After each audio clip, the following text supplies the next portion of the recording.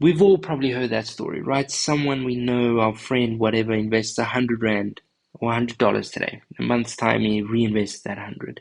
And in another month, he does that again. So for 40 years, every single month, he invests 100. After that, he reinvested and he's saying, okay, now I'm done. I want to take it out. And he does it at 8% per annum, convertible monthly. All right. And at the end of all that, how much does he have? He has 349,178 cents by doing nothing but putting 100 Rand every month for, or $100 every month for 40 years.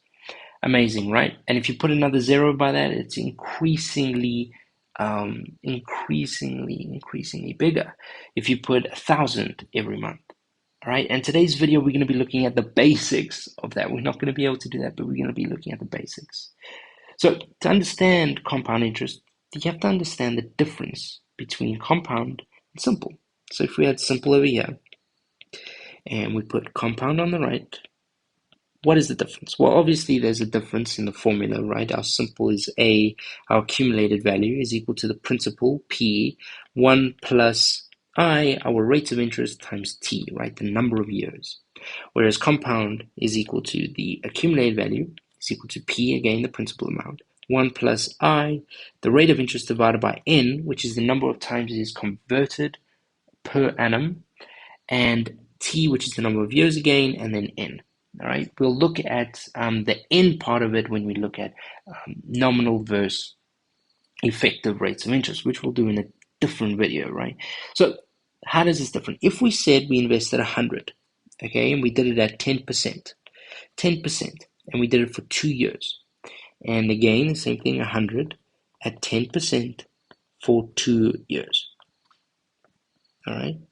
How would they differ? Well, we would say A is equal to P 100, 1 plus 0.1 times 2, and that would give us 100 times 1.2, which would be 120, would be the accumulated value. And here we're going to always remember to put your currency and then also the 2 cents, even though it was a whole number, right?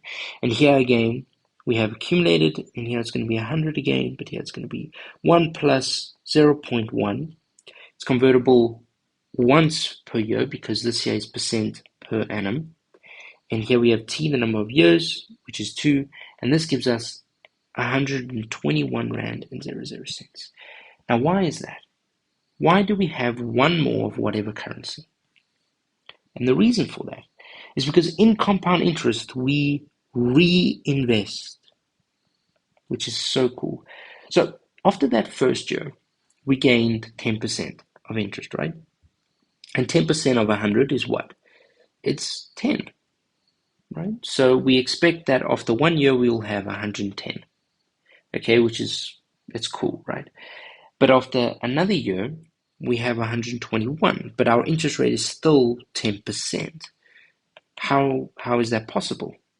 And the reason for that is because we are now calculating 10% on 110 and not 100.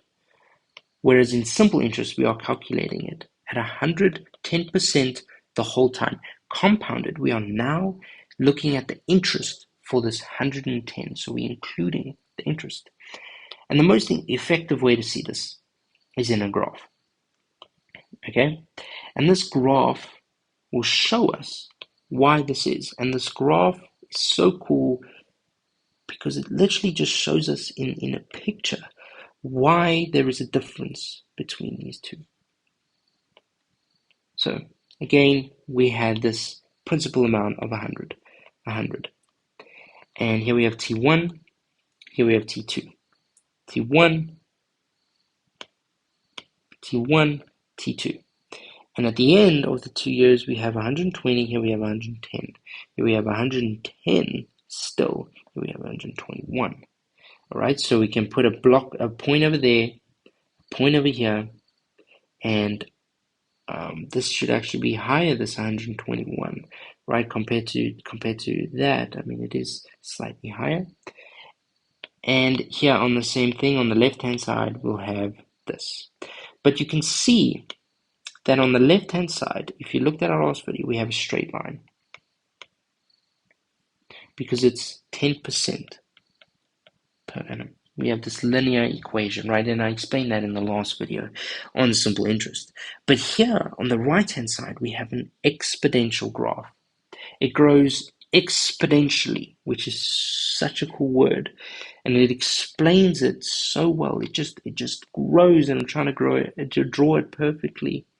There we go. That's not too bad, and it grows exponentially. So now we're going to be earning interest on this 121. Versus here, you're still going to be earning 10 Rand, right? This next number will be 130, all right? This next point. Whereas over here, 10% of this would be 12.1. So 121 plus 12.1 gives you 133.1. And that's there over there. And then you're now earning 10% on 133.1. And that's so cool how that works. Now let's look at one final example, and I'll show you how to answer a question and make it easier for you to understand, right? So if they give us a question, all right, they say, your brother, okay, my brother, for instance, his name's Roberto, right? And he wants to invest 4,750.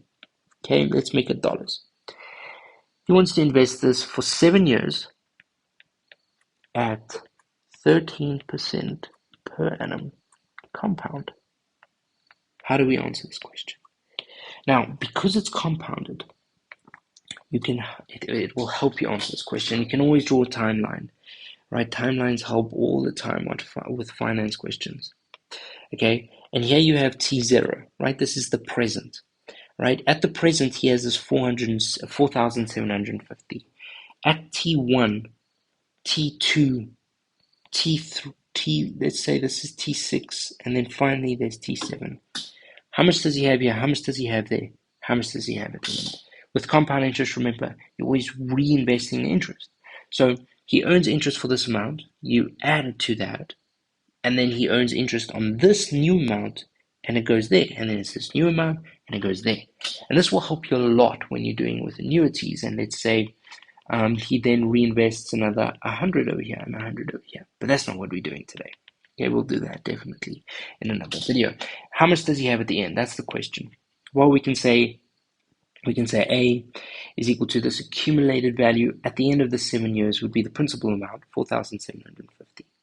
1 plus, what is the I? It's 0.13.